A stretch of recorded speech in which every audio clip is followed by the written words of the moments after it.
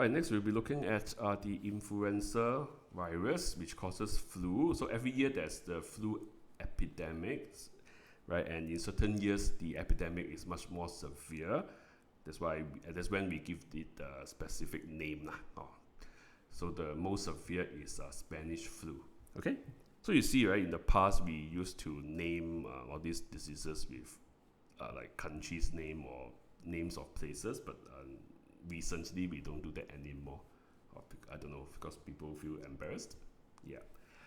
Anyway, if you are into history, right, you can look into all these different flu epidemics lah. Okay, so we'll be looking at the structure of the influenza virus first. It is a envelope virus, so it has a viral envelope. It is an RNA virus, so the genome is RNA. Right, again, a bit more extra info, right? There are actually different types of influenza viruses, not strains even, different types. Okay, strains is referring to like all these H5N1, H1N1, but then besides these, there are different types, right, called type A, B, C. Right, so we'll be looking at type A. The examples we'll be looking at is all type A because that's the one that's more significant for human disease. So just take note that there are other types as well, which differ slightly in the structure. So anyway, for the influenza virus structure, RNA genome, right? There are 8 different segments of single-stranded RNA, right? Or basically 8 different molecules. Okay, we use the word segments because these 8 different molecules, they are all different. They are not similar copies. Right, so there are 8 different segments of the genome. That's why we use the word segments. Right, so basically it's 8 different molecules of single-stranded RNA. Okay, so within the capsid coat where you find the viral RNA, there are also other proteins which associate with the RNA. So together they are called ribonucleoproteins. Ribonucleo for the RNA and proteins lah. So it's a complex. All right. Again, 8 different molecules lah, so not similar copies. Right, so after that you have the capsid coat, which is not labeled here, right? But if you look at the diagram here, the blue color layer that's surrounding the viral RNA, that's the capsid coat.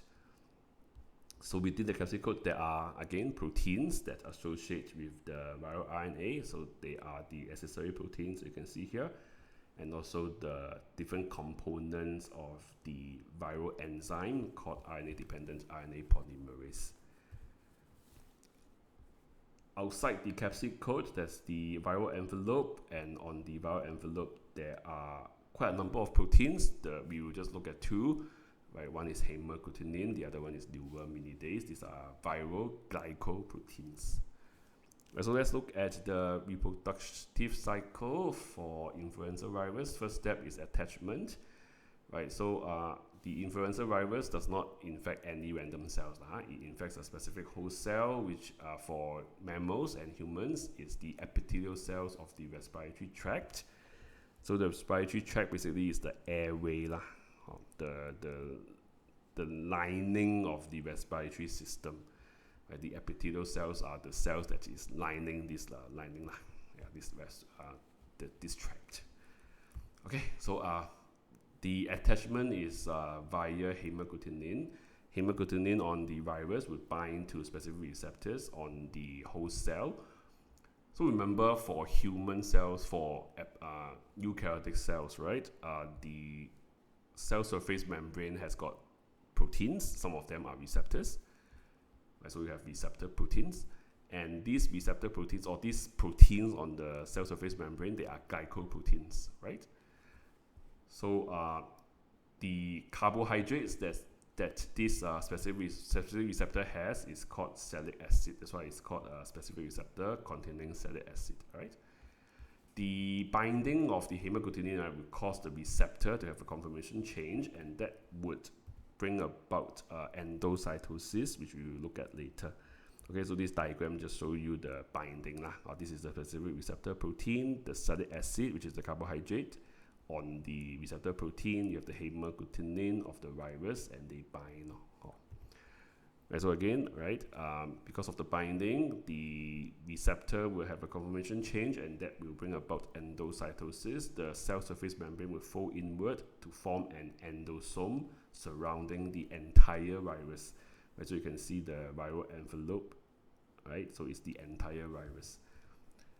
Okay, within the endosome, because of the low pH of the endosome, your hemagglutinin on the virus would have a conformation change as well, and that would bring the virus close to the membrane of the endosome. Right, so this is the viral envelope, right? This is the membrane of the endosome. They are close together, and when they are close together, they will fuse.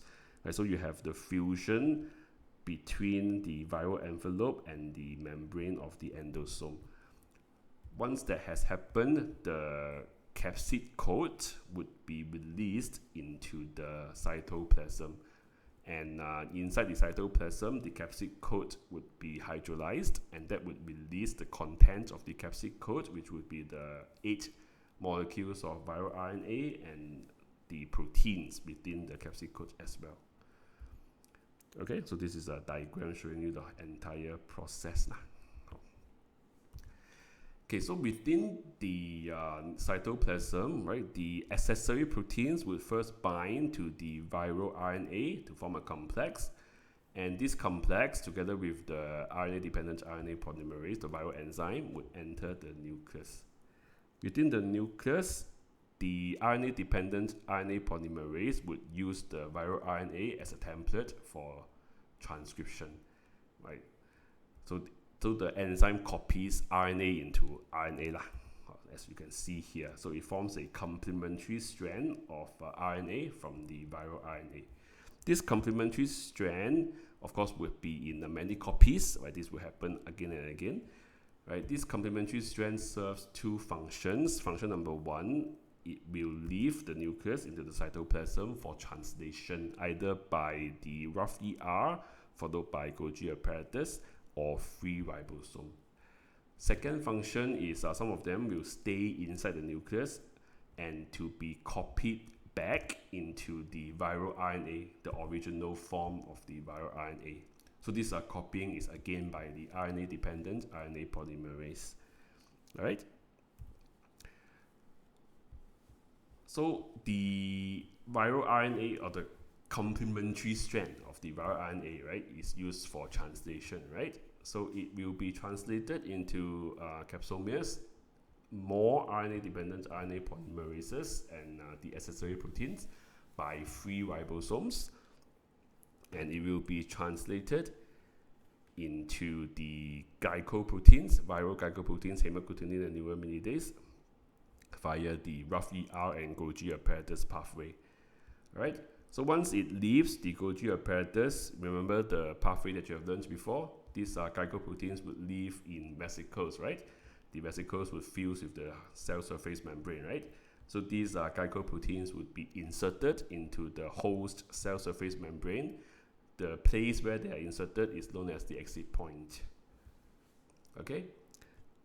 The capsomeres, the RNA-dependent RNA polymerase, the accessory proteins, right? Once they are made by the free ribosomes, they will enter the nucleus and form new capsid coats or new nucleocapsids, right, together with the viral RNA that's inside the nucleus. Right, so these are new nucleocapsids. After formation, would leave the nucleus and travel towards the exit point, towards the cell surface membrane. And that's where budding would occur, right? The cell surface membrane will fold outward and surround the capsid coat, and that becomes the new envelope for the new influenza viruses, okay? And this process is facilitated by neuraminidase. Neuraminidase is an enzyme that hydrolyzes salicylic acid. Remember the salicylic acid that we looked at earlier? Right, so this is the whole cell, right, that's infected, right? On the cell surface membrane, there are more carbohydrates, right? And many of them are salicylic acid. And so what happens is your newly formed virus, right, will get stuck because the hemagglutinin would want to bind to the salicylic acid. Right? So to prevent the new viruses from being stuck to this infected cell, right, the neuraminidase will hydrolyze the salicylic acid, so the new viruses can leave and infect another cell. Right, so that's why we say it is facilitated. The exit is facilitated by neuraminidase. Okay, yeah. So that's the reproductive cycle for influenza.